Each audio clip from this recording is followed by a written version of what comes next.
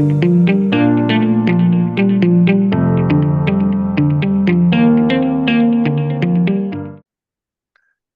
everyone. Welcome to this edition of Small Business Breakthroughs presented by the Ohio Small Business Development Center at Columbus State Community College. Today, we're going to be talking about succession planning. And this is an interesting topic because, again, a lot of the stuff that we talk about is, really kind of earlier stage or operational, different things of that nature. But this is interesting because it allows you to start thinking about what the future of your business is going to look like and, how you want to proceed through that. So this is a good practice for you to think about. And obviously, as a Small Business Development Center, we work with entrepreneurs all the way from I have an idea and that's it to I've been in business for a while and I want to do something and put some different pieces in place. Or we have a number of businesses that we deal with that are looking to, move forward, thinking about succession planning, thinking about, buying new businesses or selling their current businesses. So this will be an interesting conversation, and I'm really looking forward to bringing that to you today. I do want to thank, before we start, the Dublin Entrepreneurial Center. The Dublin Entrepreneurial Center is a partner with us, and that is actually where I am speaking from today. Dublin Entrepreneurial Center is a small business accelerator. We have entrepreneurial space, you have office space, you have a variety of different things that the entrepreneur can connect into. And again, this is for maybe the solopreneur who wants to get out of the house and connect into have an office, have a different address, do different things, wants to connect into an entrepreneurial community, because I think that's really great around here because we have a lot of entrepreneurs and a lot of small business owners that folks that are tenants here can connect with and work with. And we also have a variety of other activities too. It is it's a great space, and it is something that I think that if you are interested in looking at space or looking to do different things, there's a variety of options all the way from a virtual tenant to something that has, walled offices and a lot of space. Maybe you can put a few employees and do different things. So the Dublin Entrepreneurial Center is definitely has some great options for you. Bruce has put something in the chat with the web address and things. So if you're interested in connecting with the deck, I encourage you to go to the website, which is DEC in Dublin.com. So let's go ahead and get started today. For anyone who is here that has questions, we are happy to answer those questions. Please put those in the chat, and Bruce and I will keep an eye on that and make sure that everybody is, we've got what we need there. But we are excited today to have the leadership, the key people from the Ohio Employee Ownership Center, and that is based out of Kent State University. The Employee Ownership Center does a lot of work with, succession planning and working with small businesses to help them think through the process and move forward, as well as working with businesses, as it says, employee ownership, to work with ownership there. So I want to introduce Chris Cooper and Michael Palmieri. And Chris, why don't you tell us a little bit about the center, and you and Michael can kind of share some of your background and what we can expect today. Yeah, for sure. So the Ohio Employee Ownership Center, as I like to say, at the Kent State University, has been around for just under 40 years. And we basically have a three-legged stool that I always kind of use. That's the metaphor that I use for the work that we do. We work with business owners and entrepreneurs, startup entrepreneurs, sometimes as well, who want to either sell their business to their employees through some form of employee ownership or start an employee-owned business. As they go through that process, After they become employee owned, we also provide some training and education programs for those employee owned businesses as they go through their life cycle and go into the future. And the third piece is kind of what Mike is our big piece of that he can talk about a little bit is our research and advocacy work for employee ownership. So we do research and about employee ownership, and the impacts. And so that may lead you all to the question of so why are we here talking about succession planning? So there is a reason. So we realized back in about the mid 90s or so that before often when we were talking to business owners, before we could get them even thinking about whether or not selling to their employees was a viable idea, we needed to do some basic succession planning, right? Exit planning, kind of all of the stuff around what happens to a business, what happens to a business owner as they think about transitioning out of their business or into their next stage of their lives, right? So we started the business succession planning program, and through that program, we cover the whole gamut, so we're not just trying to fit everybody into an employee ownership model, right? If it works for you, great. We can talk to you about that. If it doesn't, we can help you work through some of the issues about some other form of succession planning, whether it's an outside buyer or family members or whatever. And so that's kind of what we're representing when we're here today. So real briefly, I've been at the center for about 20. I think I'm in my 24th year. As I get older and grayer, I start to lose count, right? But I think I'm in my 24th year. And I've been around and seen a lot of these types of situations. I've worked with a lot of business owners as they work through their transition issues, and so it's been a great pleasure to be at the center for those number of years. So I'll turn it over to Mike. Yeah, I'm Mike Palmieri. I'm the program director here at the Ohio Employee Ownership Center. And as Chris mentioned, one of my tasks is kind of staying up to date on the research that's out there, not just around employee ownership, but also business succession planning and the kind of stats around who has a plan and who doesn't, and how we can improve that. And in addition, I help coordinate any of the events that we do run around our succession planning program, as well as work in providing some of the initial technical assistance that our center provides small businesses. Okay, well, that sounds great. That sounds great. So let's jump in here.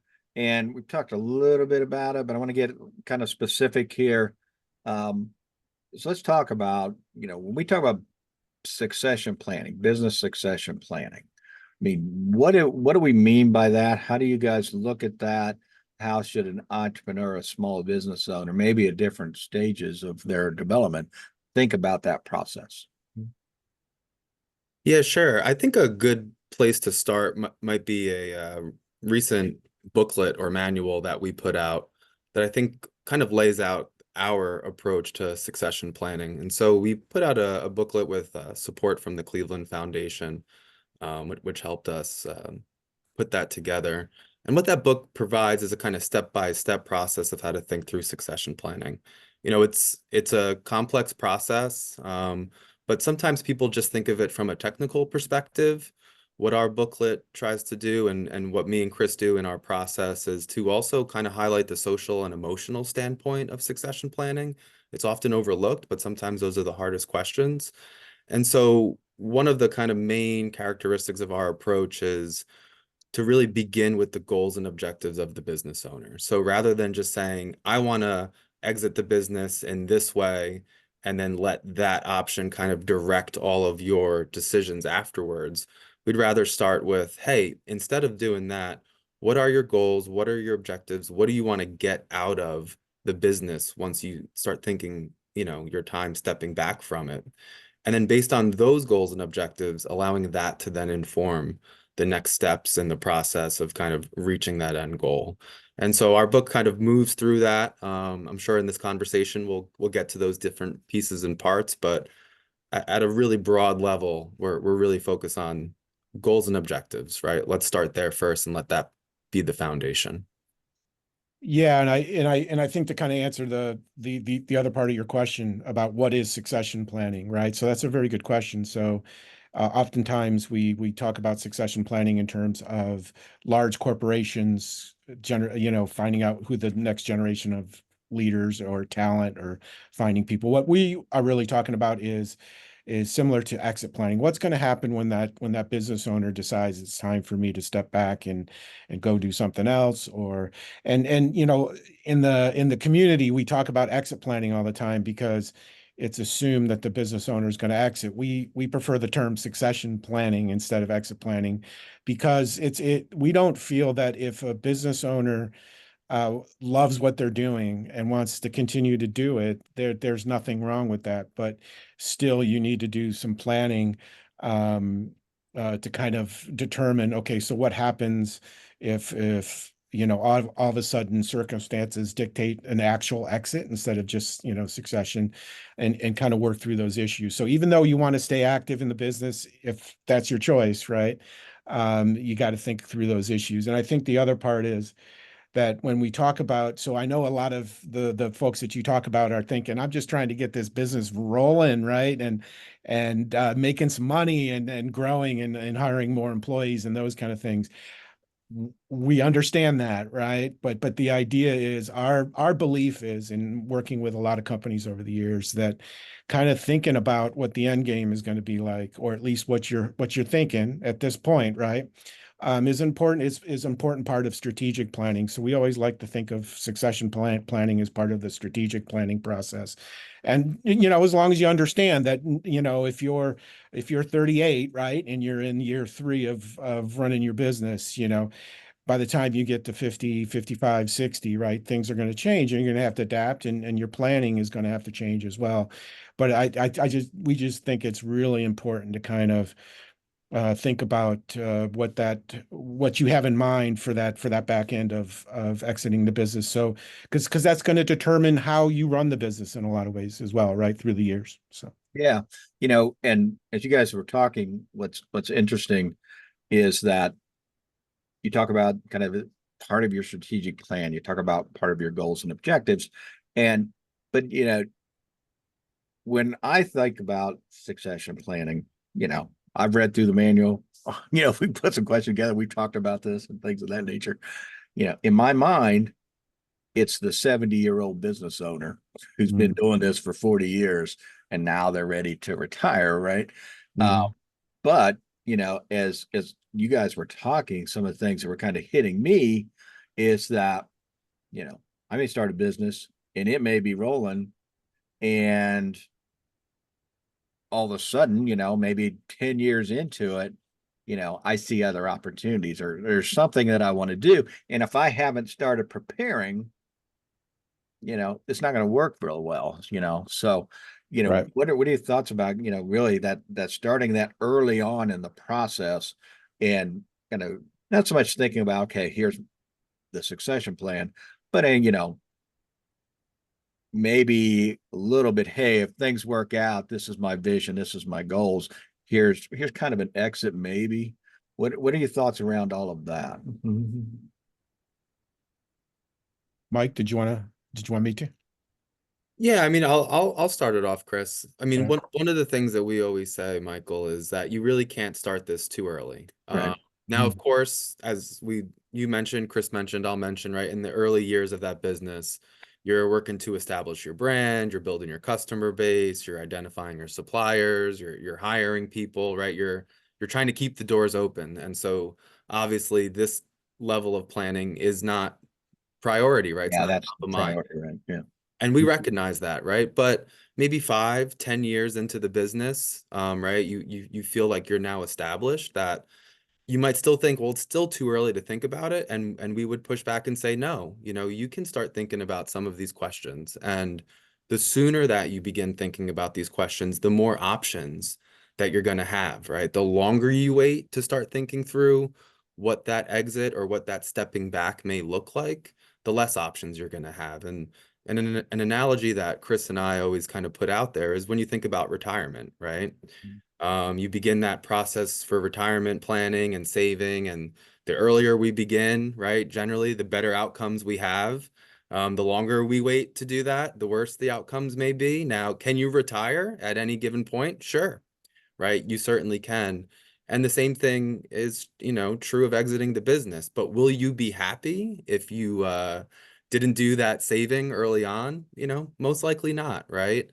And we can say the same thing about succession planning. If you wait till that last minute, there's going to be a very narrow set of options that you have. And typically, the less options you have, the less likely it would be that you're going to have one that you'd be really happy with. And so you can, carry out the technical aspects of exiting the business pretty quickly, but the real question where that satisfaction comes from is that planning portion. And so Chris mentioned it already, but think of it as strategic planning, right?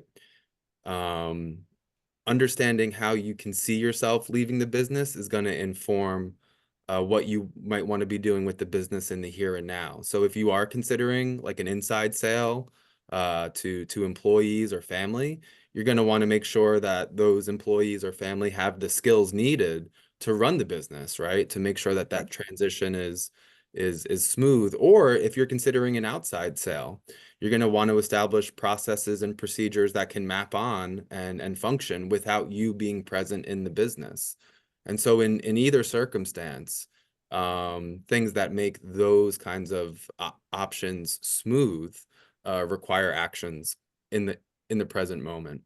Yeah, one of the things that you had in the manual that I knew this, but it just kind of clicks at me. That's why I like the manual, because it kind of stuff sometimes that that just kind of throws it back out at you to think about. Yep. The 78% of the typical business owner's net worth is really tied up in the business. And I always tell people to think about, for most of these business owners, that's their retirement. I mean, the business Mhm. is their retirement. They may have done some savings and stuff like that, and that's great. But, they've put all this time, effort, they've made these funds, they've done all this, but really their retirement is the ability to exit the business or do whatever you're going to do. So that's where I think it's really critical that people are thinking about, okay, here's again what my game plan is, what I want to think about it. And Michael, you had a great point there, is that if you want to do something with your employees, or if you want to do something, hand it off to your family and stuff like that, you got to make sure that they're ready, because yeah, I guess you could just dump it and then, hey, I'm out. But it's not going to go very well. And I doubt that most people are going to want to do that. So I think that's a great point, is to make sure that you're doing that. And I think as an entrepreneur, as a business owner, you started the business and stuff like that. Sometimes that's a challenge, because you're the expert, you know what you're doing everything here, and sometimes it's hard for that business owner to kind of take a step back and think about that. So I don't know, Chris, do you have any thoughts on that? Yeah, so that's a good point. So there's a saying in the biz, so to speak, that as a business owner, you got to start thinking about working on the business as well as working in the business, right? Right, So, right. so the typical business owner is I always hate to say typical business owner, right? Because there's a lot of variation, there's a lot of uniqueness, right? But for a lot of us, the reason why we start a business is because we know something really well, right? A product, a service, we're really good at that part, right?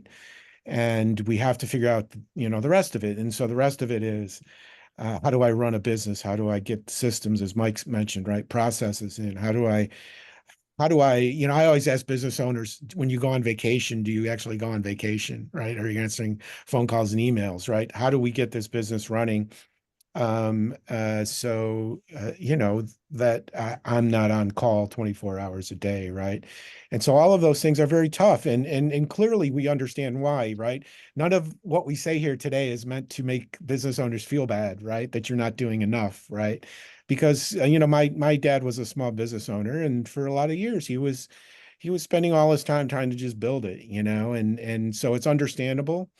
And it's also understandable to kind of focus on the stuff that you know and that you love to do, instead of the stuff that everything else that comes along with it, right? Mhm. But that stuff has got to be taken care of too. And And so as Mike mentioned, the better you can get at these kind of things, but you mentioned the 70-80% of business owners where the business is the wealth. The better you can do these kind of um stuff around the business that's not really focused on necessarily on the product or service that you provide, the more value that business is going to have, right? So Sure. whether you're talking about an outside sale, a sale to children, transfer to children, a sale to some, management, or all of the employees through employee ownership. All of that stuff is going to give you more options. It's going to provide you a bigger, if you are relying on this business as your nest egg, it's going to give you a bigger nest egg. It's going to be a smoother transition. All that stuff is going to be easier. Now, clearly, none of this stuff is going to be like super easy, right? It's tough. Yeah. It's tough work emotionally, as Mike mentioned, emotionally, socially, and financially, right? And technically, right? So succession planning can be technically, kind of complex too. But the better you get at this, it's just going to be a much smoother ride for you. So again, and the sooner you can start doing this, you're going to have a lot more options for whatever happens. Who could have guessed COVID was going to happen, right? Yeah. But again, the better prepared you are with these other things that aren't necessarily related to like providing PPE for your people or whatever, right? But all of the other stuff about running a business, you're going to be able to withstand these things, a lot better. Sure. So let's say that we have our business and we've been business going pretty good. And now we want to start thinking about succession planning. Um, People approach you. I mean, what are some of these initial considerations that you want to think about in the manual? You talk about thinking about, how much money you want to make, thinking about the stakeholders. We talk a little bit about that. And, what do you want to see happen to the business? So we talk about some of those initial considerations that you want to think about, and then we can start moving into some more of the technical stuff. Yeah, so I'll start out because I think a lot of times what this comes down to for a lot of business owners is how much is the business worth, right? Right. And so I always tell, so when we were discussing what we were going to talk about, you had mentioned how much do you want from the transfer of the sale or transfer of the business, right? I always kind of talk to business owners is about how much do you want from the business and how much do you need, right? Because those aren't necessarily the same things, right? Sure. And so I was working with a business owner up in the east side of Cleveland here last year who we did a basic valuation of the business, and he saw that this wasn't what he wanted out of what the business was worth right now. So he's going to work another 2 to 3 years to try to build up that value to get it to where he wants it to be. So it's kind of thinking through those things, right? So we have some worksheets in the back of the book. We're going to mention the book a lot, right?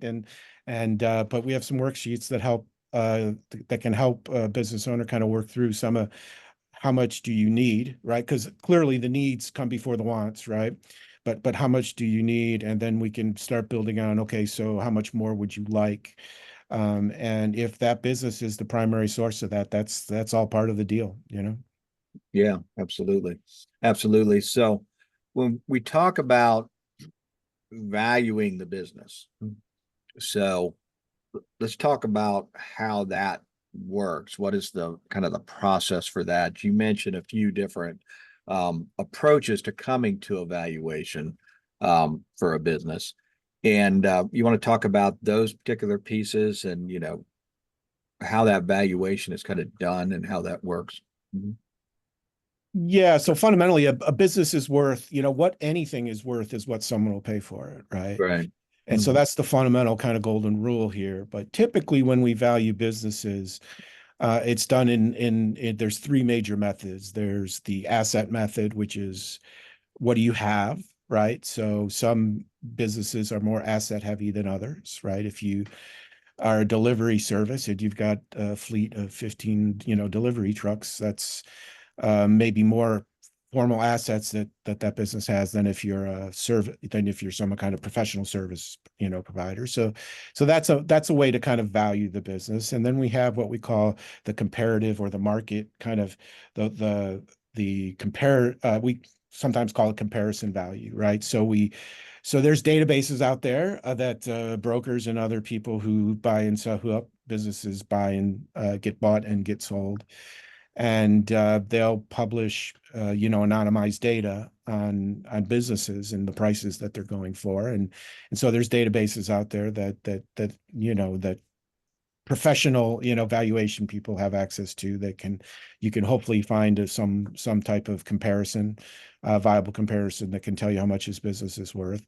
And then there's the third method, which is the income approach, or the discounted cash flow kind of method, which is basically how much money is this company making, right? What's the financial performance of this company? So that's going to look back a couple years backwards. It's going to make some projections for a couple, 2 or 3 years forwards. And, fundamentally, most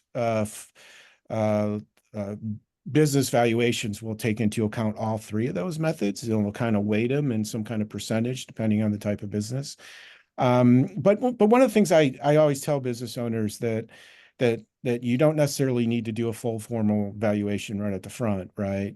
There's more inexpensive ways to kind of get a rough sense of what the business is worth. And then as you get closer and get more serious, you want to do more of a structured kind of formal valuation, right? But, there's real simple formulas. I've seen some people put out like, oh, just multiply your EBITDA by 5, right? And that can give you a rough sense, right? It's not necessarily useless, right? But you'll probably want something more definite than that, at some point. But there's different ways that you can kind of get a decent sense of what your company is worth. Yeah, yeah. So let me ask you this. So we're thinking about kind of an outside sale. So let's say that we've been thinking about this, we've kind of been doing what we need to be doing, and now all of a sudden we're like, hey, I really would like to exit this. I'm got some other things I want to do, some other opportunities and things of that nature. Um, you brought up a great point, which I always use. I used to do a lot of work and kind of venture capital kind of stuff. And people would always talk about how, going to value my early stage business, and I'm the owner and I think it's worth this. And of course, it's worth whatever somebody else is going to pay me for it. So that was a great point. But if we're going to think about doing an outside sale, how does that happen? So, short of somebody just showing up and saying, hey, I want to buy you out, which I think that does happen. But if, hey, I'm cooking along, I'm doing it, but I decide, hey, I'm done, and I'm thinking outside sales, so I don't have employees or family that want to buy. What's the process there? Are we talking about going to brokers? This isn't something we just throw into the on the Facebook page and say, hey, I want to sell my business. Yeah, please don't do that. Yeah. I don't know, Mike, you want to take the first run, and then we can piggyback on each other here. No, Chris, I'll let you take this one. And Okay. I have a comment going back to earlier question you had, Michael, but I'll let you take this, Chris. Yep. Fair enough. So typically, if you're a business owner, and you've got a decent business, right? It doesn't have to be a huge business, but if it's cooking, or and you've been around for a few years, you're starting to make a name for yourself. Chances are you're going to get offers to sell, repeatedly, and some of those are pretty. I don't want to say shady, right? That's the wrong word, but just phishing Yeah. stuff, right, going on. And so It's you just like gotta, when they call me out of the blue and, hey, I want to buy your house. yeah, right. I get those letters all the time. Are you looking to sell my house? And I'm like, no, I'm not, Yeah, that's right. and so it's very similar, and so you kind of gotta think about what those are worth, right? And typically I would say they're probably not worth a lot, right? And so you definitely don't want to, get in the habit of providing information to people that aren't serious. So what defines a serious kind of approach? Well, oftentimes we find business, as business owners get out in the world, in their industry, if they belong to an industry, association, those are often good sources of kind of leads. So they'll talk to one of their competitors, or someone else in kind of the chain of how things get done in your industry, right? Maybe a supplier, maybe a customer who's looking to advance, and maybe, those kind of ad hoc kind of conversations will lead to a real bona fide offer, right? Oftentimes, um, you can contact a broker. Typically for a broker, I always say brokers tend to be for the smaller businesses. What the line is, maybe $5 million or something, and as you get bigger than that, you may need an M&A, or a mergers and acquisition firm, right? To hopefully we all build our businesses that we're looking for M&A people instead of necessarily brokers, right? But you can reach out, to folks to kind of test the market, right? Brokers can be very valuable. Brokers can even provide a basic valuation of your business, right? If that's what's needed, And so those are ways of kind of, determining who a good buyer might be. I always caution business owners, you don't necessarily want to, you want to be careful about throwing out there that you want to sell the business, because oftentimes if a big customer finds out, right, they're going to start thinking to themselves, okay, am I going to be able to depend on this business to continue to give me what I need, right? And so you kind of want to do it cautiously, but and diligently. You want to make sure that if you do get approached and something sounds interesting, that you don't give away too much too soon, right? In terms of performance, in terms of financials, in terms of, real important, proprietary information, because oftentimes a lot of these fishing expeditions are to try to understand what a competitor might be doing or something, right? To get Yeah. some. Can we go into that? Because I made a note here too. Um, so let's say that you got somebody, it's legit. Mhm. Um, what is the process for providing them the information? Because again, you guys have to come to an agreement on a price. Yep. And it's not like buying a car where you can say, here's everything that's on the car, and I go to the Kelly Blue Book. So you have to provide them. They're going to want their tax returns. They're going to want to see, I mean, at least have some sense of customer list potentially, assets and things of that nature. And again, what is the kind of thought process there? I mean, are we talking? I'm assuming there's going to be some level of NDAs, non-disclosures, non-competes, and things like that to kind of protect, because this may not go through. Mhm. Yeah, and what you really want to focus on is talking to your attorney, right? And so that there will be some, non-disclosure requirements. You're going to want a letter of intent, right? So a letter of intent is not an offer sheet to buy, right? But Right. it's stating that the potential buyer has a definite interest, right? And that letter of intent is going to be different depending on the situation, right? It'll be built on a template, right? But it'll be specific on your company and the relationship that you have. But that letter of intent is going to spell out a lot of how that process kind of works through, right? It can be a time consuming process, I don't want to say time consuming, but it takes time, right? So I'm not saying that you're going to be working on this 8 hours a day, 40 hours a week, right? But you want to kind of set the ground rules about what you share and when you share it, right? So I think financial performance metrics are going to be part of that. I think a management team, kind of the way you've structured the business is going to be a part of that. I think you want to be careful about customer lists. There's, Right. depending on how serious this goes, you kind of peel away layers as you go on info. But it's Yeah. really important, I think, for the business owner to understand that don't try to do this alone. Make sure you got a decent business attorney and work through or with your broker if you're using one, or your M&A, if you have one, if you're using one. your CPA, if they want some financials and are they going to need to be audited, all of those kind of things, right? Right. So, we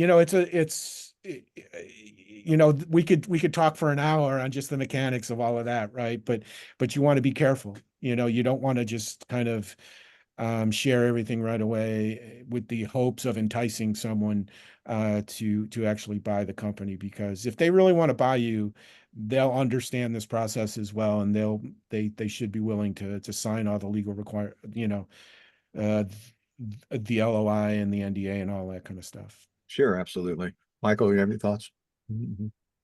Not on this topic specifically, but I'm also looking at time, and so I'll hold my comments so that we can go a little deeper into it. But thank you, Okay, Michael. sure. Um, so that's great. Let's see.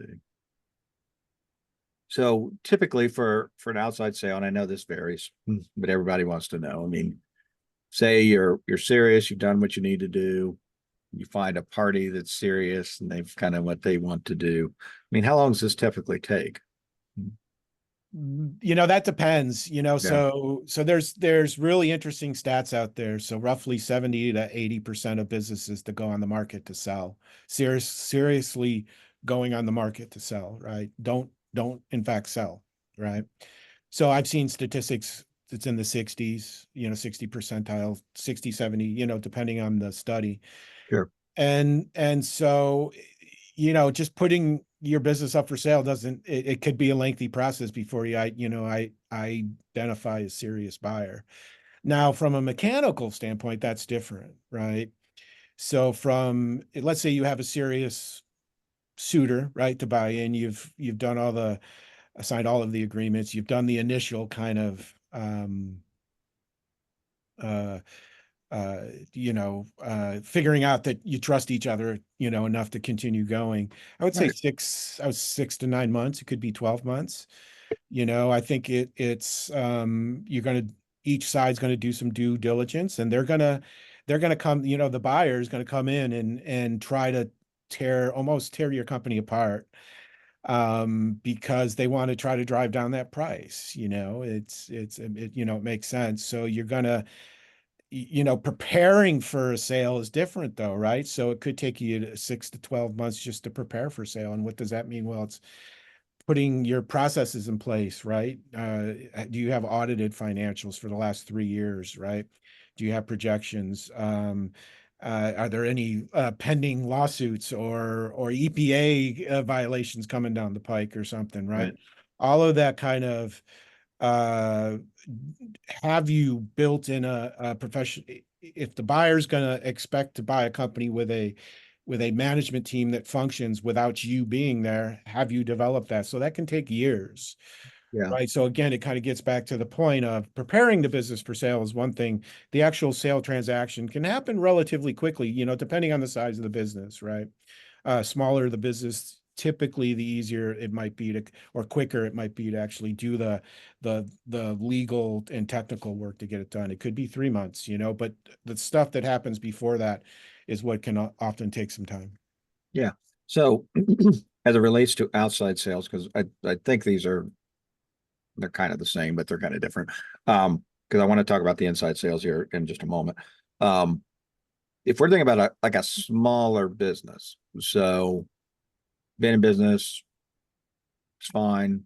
Maybe it's a family owned thing, something Mhm. like that. But again, the family's not interested in continuing with it, you know, couple $1 million, something like that. Um, what do they need to be thinking about in terms of the suitor to make sure, and I think this happens every place, but to make sure that that suitor can get or has the funding available to do this? Because my guess is, and you tell me if I'm wrong, if it's a smaller business, it's not going to be uncommon that maybe another smaller business or an actual entrepreneur that says, hey, this is pretty cool, I want to do this, is going to be interested in buying the funding process. We run into that all the time. So what are your thoughts? Yeah, so it's kind of, I would say it's complex, but it's deceptively simple. Yeah.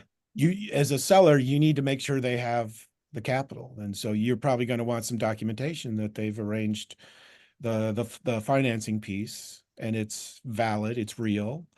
And you're going to want your team of advisors, right? Your attorney and your CPA, and maybe your banker, right? So your banker may not be a big corporate banker like some of the larger companies have, but you're going to want to make sure that they've got a documented capital plan for the actual purchase.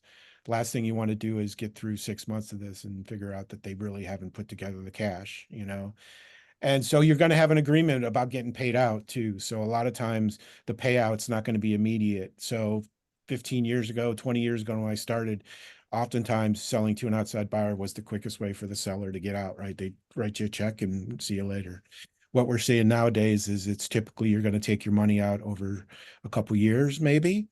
Maybe there's going to be some potential clawbacks or lookbacks, right? If the buyer finds something that wasn't disclosed to them.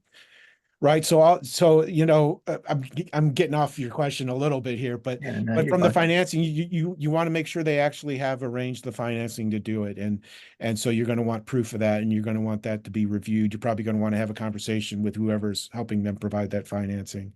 You're going to want some kind of an agreement in place that this is in fact here. It's real and go forward. So again, it's not necessarily rocket science, right? And it's not necessarily easy, but it's pretty basic. Do you have the money, and show me, right? Show Yeah, me the money, you know? yeah, absolutely. So, Mike, I have a question for you now. We probably should have had Bruce jump in here with you guys in advance to say that I don't always ask all the questions that are on here. And I come up with something different, but I think you're going to be okay with this. One of the things that always interests me is, the impact of small businesses um, as it relates to the economic development of a region. So if we're going to shift gears and start thinking about more inside sales, more employee ownership type stuff, or however you guys want to approach this, um, what is the impact of being able to keep a business, you know, rolling, using its current employees, maybe a family ownership and things, as it relates to the impact on the local community?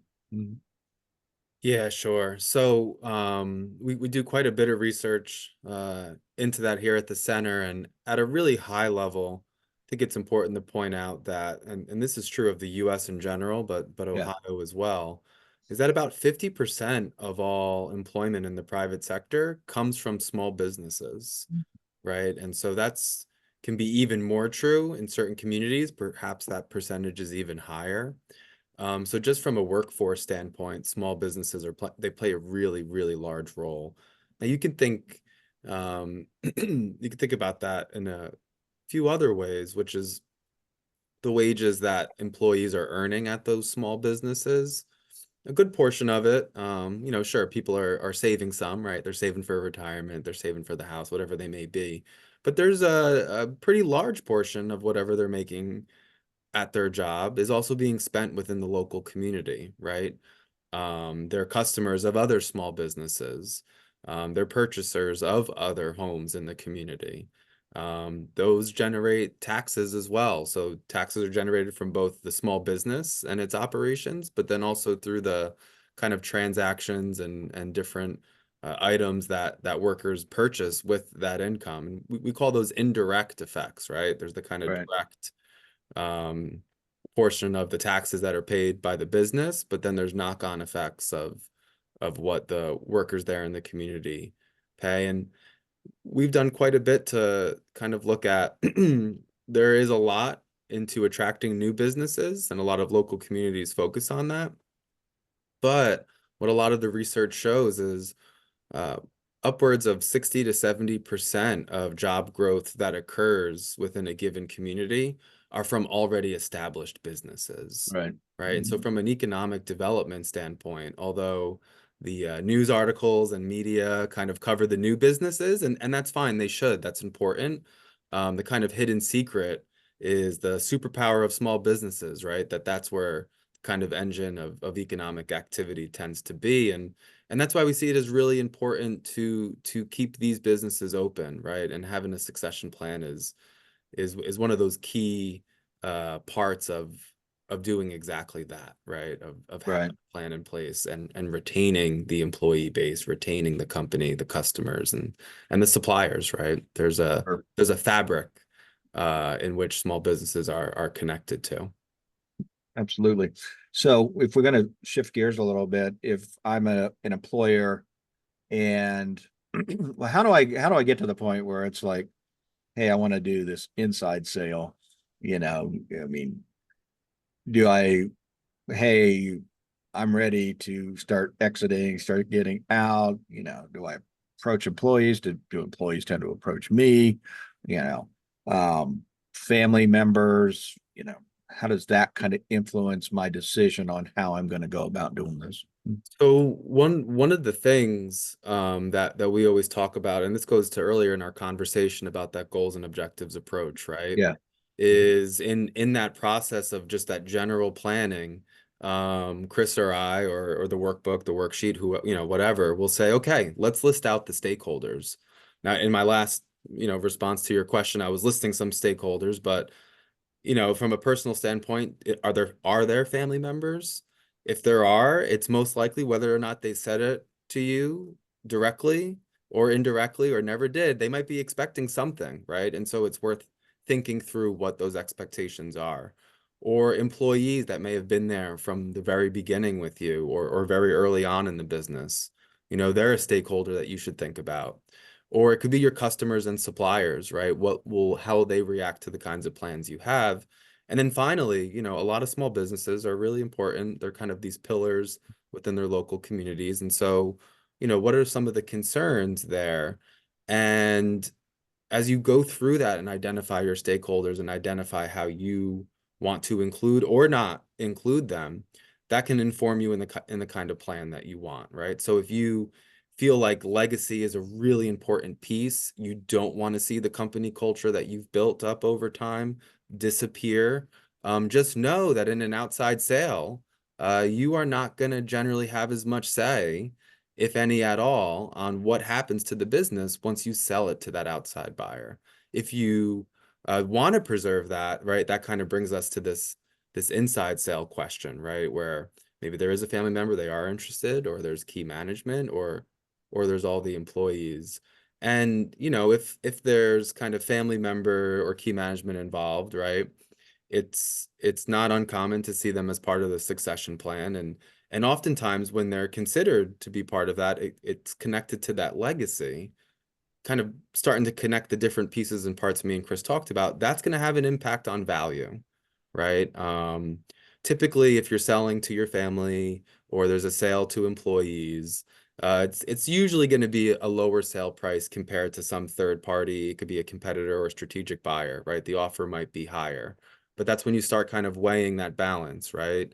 Ensuring the legacy versus a higher sale price. And then we work back, right? Well, what are your goals here? But there's ways to kind of work through that, right? If you're doing an internal sale. And, one of them, to kind of ensure that you still feel whole, right? Even if you're taking a little bit less than you would from an outside sale, it could be, perhaps there's going to be some kind of arrangement where you're paid over a period of time, right? Which would allow those family members to not be too burdened with the amount that you're asking for. Or maybe you stay on with the business as a consultant and you're partially paid through that arrangement and Right. in addition, right, to the sale. And for employee ownership models, like an employee stock ownership plan or other models, there's going to be a ceiling to the sale price and that it needs to be a fair market value. Now that doesn't mean that it's going to be a bad price. It's just going to be a middle range, right? It's going to be less than what you could get from a strategic buyer, but it may be more than what you would ask of a family member. But one of the really important pieces to keep in mind as it pertains to a sale to employees through an employee ownership model like an ESOP is that there's tax advantages built into that where you'll be able to avoid some of the taxes you would otherwise pay on the sale. And in some cases, the amount of money that you put in your actual pocket could be greater, right, than the amount you would get from a larger sale price to an outside buyer, right? So the top line number might be bigger in that outside sale to a strategic buyer. But once taxed, right, the amount might be less than if you sold to your employees. And so, there's different kind of pros and cons, or, maybe pros and cons isn't even the right word. There's different things you need to weigh as they relate to what you want to do. And those impacts will kind of, be on the sale price. Those impacts will be on what you need to do with your employees to get prepared for whatever that form of sale will be. Right, right. Yeah, I think, and I was just going to add something real quick. I know we're running out of time, but it was part of the nuance of your question that I liked was typically when we work with business owners, it's a very owner-driven process, right? We don't typically get calls from employees. It happens once in a while. Hey, I'm interested in buying this business, or a child, right, a son or daughter saying, I want to kick my dad out and want to buy the business, kind of thing, or whatever, right? It's usually very owner-driven, right? And so. And I think that makes sense, right? Without that willing seller, right, you don't have anything to buy anyways, right? yeah, absolutely. Absolutely. And I think a couple things that you threw out there too, and I'd be interested in your experience with this. So you've got an owner who's built this, and whatever, let's say they do have good employee management structure they can sell it to, or they have family that they can sell it to. you know what's the owner got to be thinking about in terms of, hey, I need to let them run this business, Mm. which I think could be hard. It could be a consideration. I mean, you mentioned it before, which is it's huge, but you know that can be tough for an employer or for an owner, when you think. Yeah, for sure. I think it's often the biggest question, right? Yeah. We see it often. So my dad, with his small business, he ended up working until he was in his 70s because he just couldn't let go of it. He just couldn't let go. It wasn't a huge business, right? It was more of I want to say almost more of a like a lifestyle type business, right? Employed a couple people here and there. He was a tax accountant, but it's really, what am I going to do next, right? Can be a big issue, right? We've seen situations where the business owner gets right up to the line and says, I'm not ready to go yet. And so that's a Yeah. big part of that kind of emotional, and I think Mike mentioned it earlier, right? That emotional kind of perspective. There's more to succession planning than just the transactional, right? It's more than just a transactional piece, right? And it's a huge challenge. But I always tell business owners, you're going to have to figure out how to come to terms with that, right? Even if you decide to kind of stay in the business, you have to think about a new role, right, going forward, a different role, or no role whatsoever. And so often, they're just not ready, and it's understandable. Again, this isn't meant to kind of criticize anyone, right? It's perfectly understandable. It's very human. Yeah, absolutely. I'm aware of a business here in central Ohio. It's a good business. Like the father started it, running it, things like that. Father decided to step away. Allow the son to take it over. Obviously, they had made arrangements. Son does a great job with it, Mhm. but I know that at times it's a little tricky because the father's still hanging around and going talking to the employees and, why are you guys doing this? So Back in my day, we did this differently. You're not doing it right. right, yeah, that's Yeah. it. That's it. So so great. So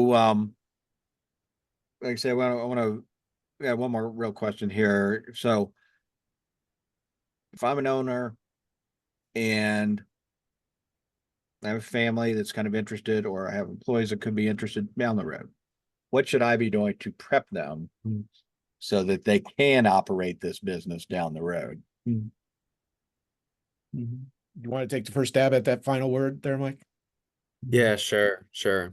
I think it goes back to one of our earlier conversations there, right? Is this really important idea, and it's a truth, right?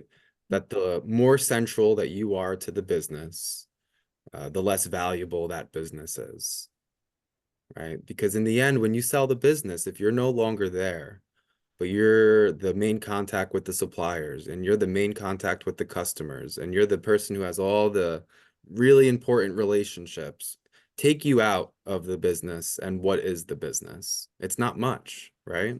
Right. So with that in mind, when you start to think through an inside sale, you have to kind of, it might even be a physical mapping out of the different things that you do, and then thinking through the employees or the family members, whoever it may be, and the skill sets that they have, and start matching up who could take care of the sales, who could be the contact person with our suppliers, who should be doing the marketing, and identify those people. And it's not always the case that the people right there in that moment have the exact skill set needed to carry out those things that you are as the kind of owner currently doing, but at least you can identify where they're lacking or where they can develop more, and give yourself a runway so that in 2, 3, 5 years, when you're ready to leave, they can now step into that role. And that's going to help you on the price of the business, sure, but it's also really going to help with the smoothness of the transition, right? Right. It's gonna ensure that the company successfully operates without you there. You know, Chris mentioned, can you go on vacation and not worry about the business? Well, if you can't, that's okay. But that's a goal, right, that you should kind of have in the back of your mind. And I think that that's a, it's a quick-witted way to say it, but it's something you want to aspire to. You're probably ready for a smooth transition if you can answer yes, right? Yes, Yeah. I can go on vacation and not have nightmares, right, about what's happening. So Yeah, for that's sure. my first stab. Yeah. Chris, do you have any thoughts as getting ready to close this out?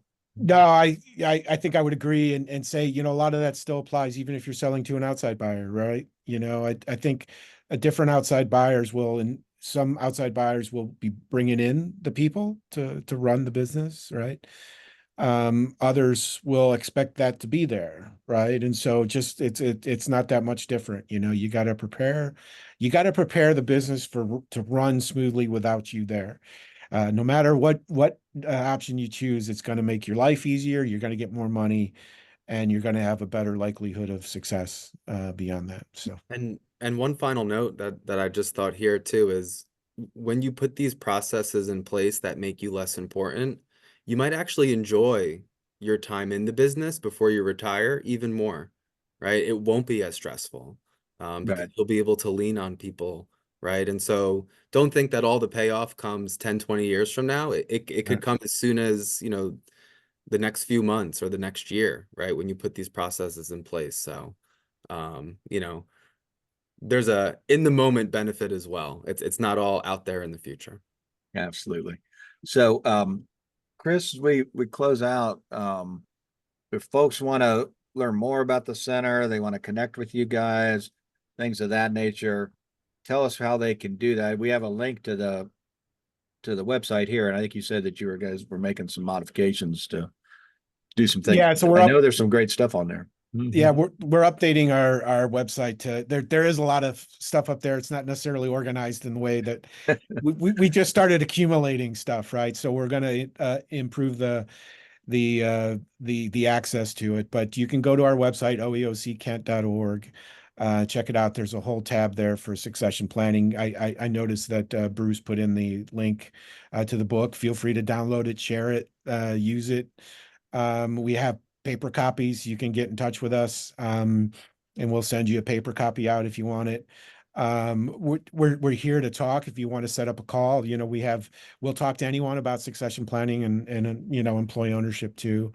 We have a great ability to refer you out to people, experts. We don't do the legal work. We're not going to be a broker, right? And all of those kind of things. We're not going to do the tax work for you, but we can find people that can. We have referral sources throughout the state and beyond, right? And so we're happy to hop on a Zoom call and talk and kind of figure out what you want to do.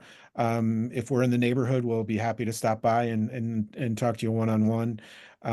We cover the state, so we are up in the northeast part of the state, but we cover the state.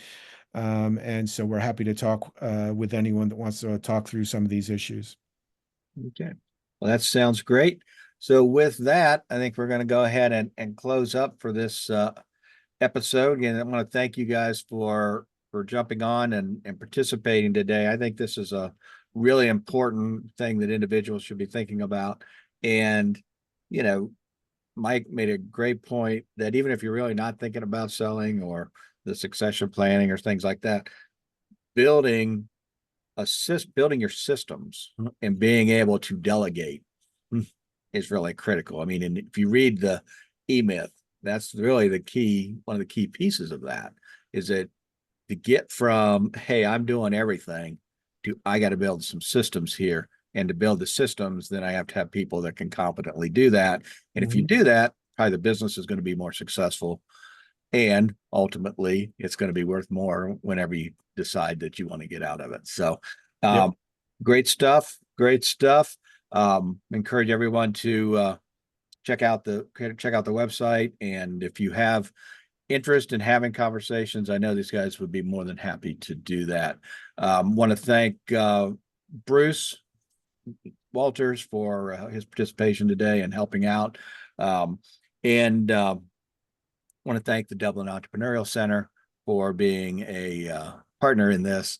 They really allow us to do what we do, and I really appreciate what's going on here at the deck. So with that, want to thank everyone for joining us and look forward to seeing you at the next Small Business Breakthroughs. Thank you very much. All right. Thank you. It was a Thanks pleasure. for the opportunity to come out.